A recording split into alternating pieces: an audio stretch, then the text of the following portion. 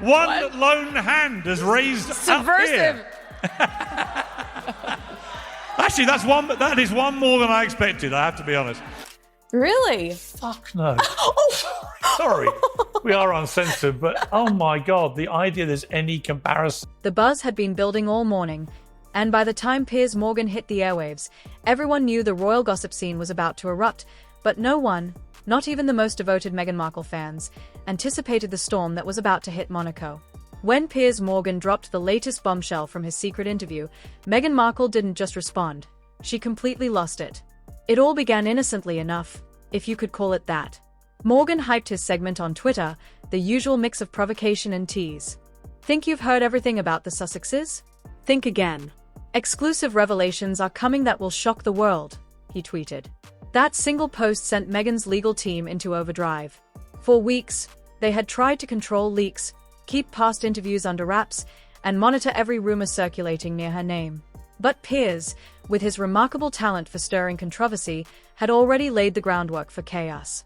Harry and Meghan, when their behaviour became obnoxious, self-serving, and rankly hypocritical. And chaos was precisely what unfolded.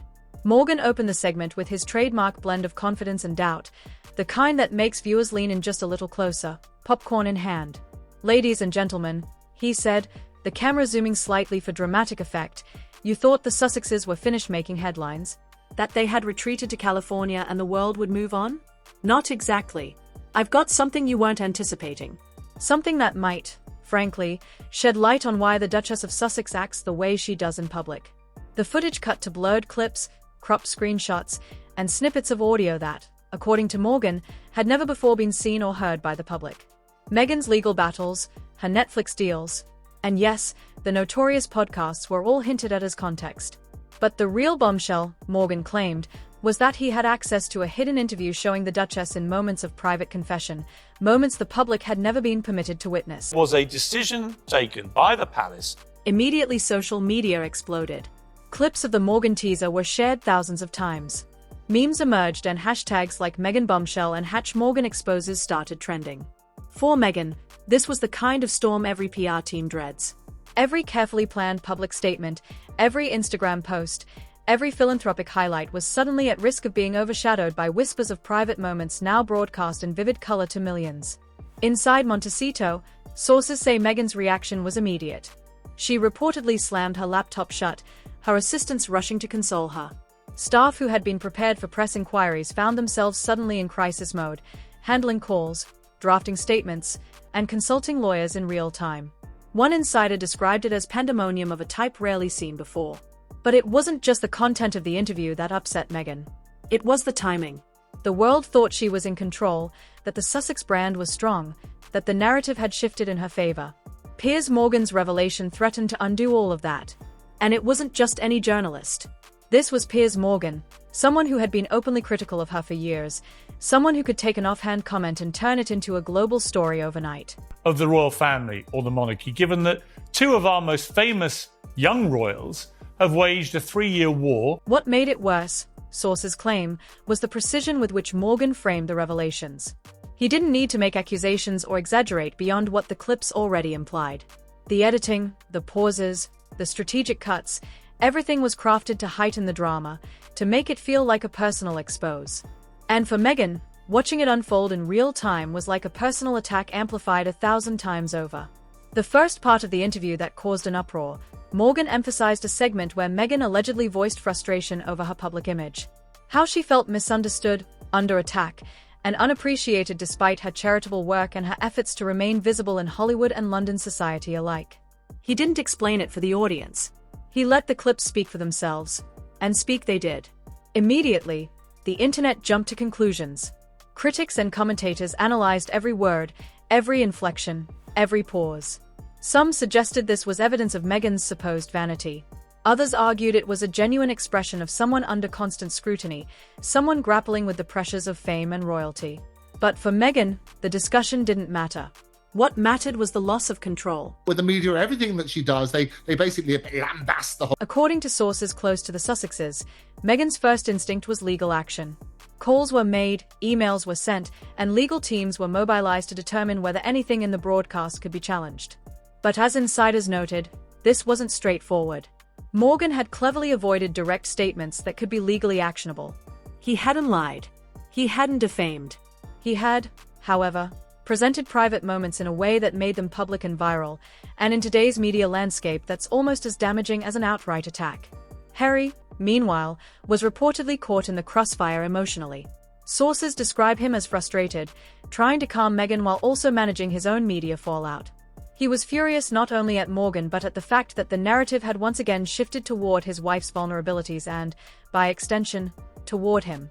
The couple, who had worked so hard to maintain a specific public image, found themselves suddenly back in a swirl of speculation, criticism, and judgment.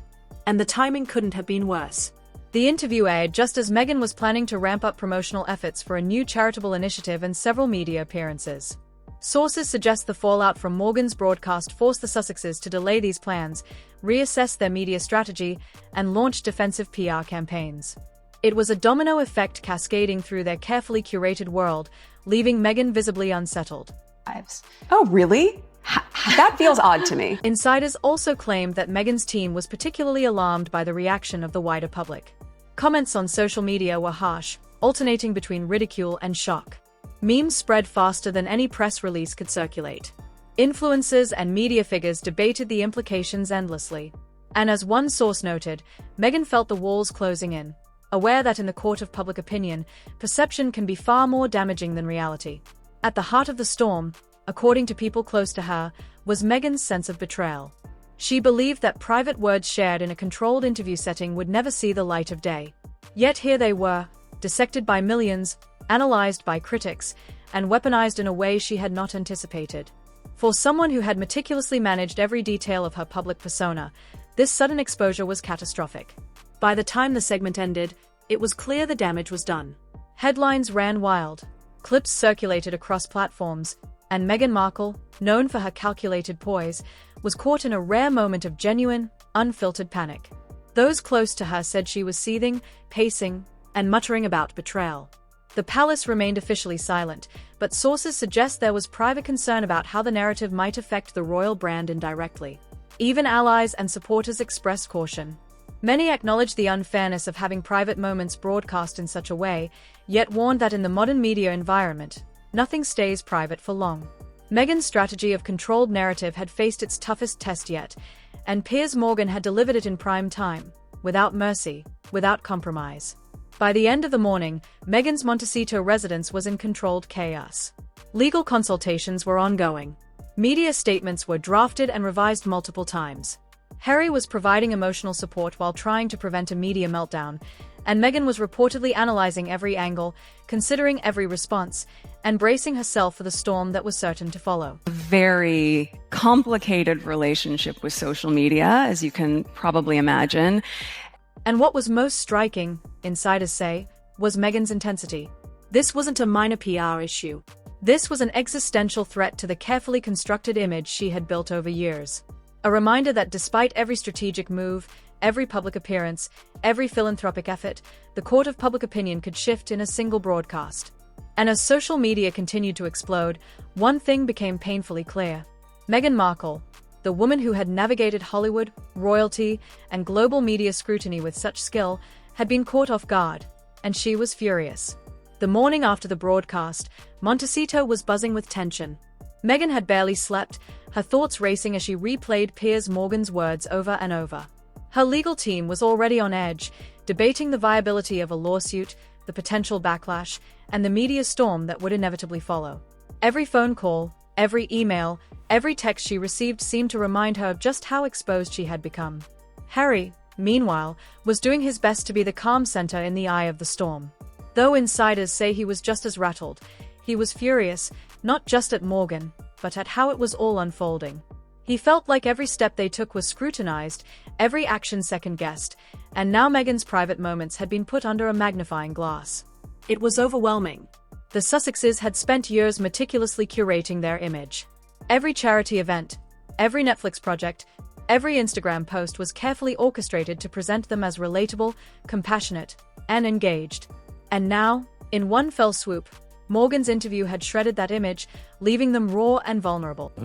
Of our royal family, of the monarchy, of everything the Queen has worked. According to insiders, Meghan's first instinct was to fight back, to act quickly and decisively. She called an emergency meeting with her PR team, demanding statements, rebuttals, and explanations ready within hours. She wanted the narrative controlled, a source said. But this time, the story was out of her hands, and that was infuriating to her. The conversation reportedly became heated. Meghan, known for her strategic thinking, allegedly scolded her team for letting this happen, insisting they should have anticipated Meghan's move. She demanded that they prepare a response that would both protect her reputation and challenge the claims, all while maintaining her polished, relatable persona. It was a delicate balance, and insiders say the tension in the room was palpable. Harry, observing Meghan's frustration, reportedly felt a mix of concern and helplessness. He understood her desire to control the situation, but he also knew that any overreaction could intensify the media frenzy. He was trying to be the voice of reason, but Meghan was in full crisis mode. She was not just upset, she felt cornered, and when she felt cornered, she escalated. In Britain calls it that. Meghan Markle. She got lucky, met her prince, dragged him out of the bosom of his... As the day went on, social media continued to erupt. Clips from Meghan's interview circulated endlessly, dissected by commentators, pundits, and fans alike. Memes were created, threads on X ran for hours, and YouTube commentary exploded. Some were sympathetic, suggesting Meghan's words had been taken out of context. Others were merciless, portraying the Duchess as vain, manipulative, or worse. For Meghan, watching the online reaction was like witnessing a wildfire spread. Beautifully captivating to outsiders, terrifying to those caught in it. Sources close to the couple described Meghan as oscillating between rage and despair. One moment she would be planning strategic responses, the next she was reportedly retreating into private spaces, reflecting on the implications of the broadcast. Harry tried to intervene, suggesting a measured response, but Meghan's team indicated that she was not willing to wait or remain silent. She wanted action immediately. The palace, officially silent, was reportedly monitoring the situation closely. Royal insiders whispered that staff were concerned about the optics and that there were private discussions about how the fallout might affect the monarchy indirectly. Meghan, aware of these silent observers, allegedly became even more defensive, insisting that she was being unfairly targeted and that she would not allow the narrative to define her. By midday, a strategy began to take shape. Meghan's team prepared talking points for selective interviews, drafted social media statements, and even considered legal action. But the biggest challenge wasn't the content. It was timing. Every response needed to be perfectly timed to counter Meghan's influence, but not so reactive that it made the Sussexes appear defensive or desperate. Timing is everything, a source explained. Meghan knew that if she acted too quickly or too slowly, the media would twist it against her. She wanted control, but control was slipping. Harry, watching all this unfold, reportedly felt the weight of the situation acutely. He had long championed Meghan's causes and supported her in public and private, but the reality of the media storm was unlike anything he had anticipated. Friends close to him said he felt helpless, frustrated, and deeply concerned for his wife's well-being. He could see the exhaustion on her face, the intensity in her eyes, and the rising tension in their home. Between two flames. You see how that works? Why? As afternoon turned to evening, Meghan reportedly became more aggressive in her approach. She demanded that every media outlet that shared clips be contacted, that each narrative be corrected, and that Meghan himself be publicly challenged. Legal advisors cautioned restraint, pointing out that confronting a figure like Piers Morgan could backfire. But Meghan allegedly ignored such warnings. She would not be silenced. Not this time. Not ever. Harry, meanwhile, tried to mediate between Meghan's instincts and reality. He emphasized that sometimes silence is the better strategy, that not every battle needed to be fought in public. But Meghan, sources claim, was adamant. Allowing Meghan to dominate the narrative without pushback was unacceptable. She saw it as an affront not just to her reputation, but to every strategic effort she had made over the years to maintain influence, relevance, and respect. As night fell, the situation reached a fever pitch. Social media metrics showed a surge in engagement, both positive and negative. News outlets ran follow-ups, dissecting every word, every clip, and every reaction. Friends of the Sussexes described the atmosphere in Montecito as tense, relentless, and exhausting. The couple, normally calculated and media-savvy, were navigating a storm that seemed to have no end in sight. Sources close to Meghan described her as a woman on the edge, oscillating between determination and frustration. She is not someone who takes setbacks lightly. When she feels attacked, she escalates. She wants to be heard, to be understood, and to have the world respect her terms. And when someone like Piers Morgan undermines that, it is like a personal challenge she cannot ignore. Harry, witnessing this, reportedly felt torn. He wanted to support Meghan, but he also worried about the long-term implications of any reaction.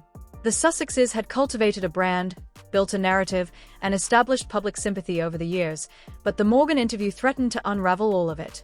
He tried to be the voice of reason, reminding Meghan that perception is reality, but Meghan was in full defensive mode. It was a tense dynamic. By late evening, the Sussex residence had become a war room.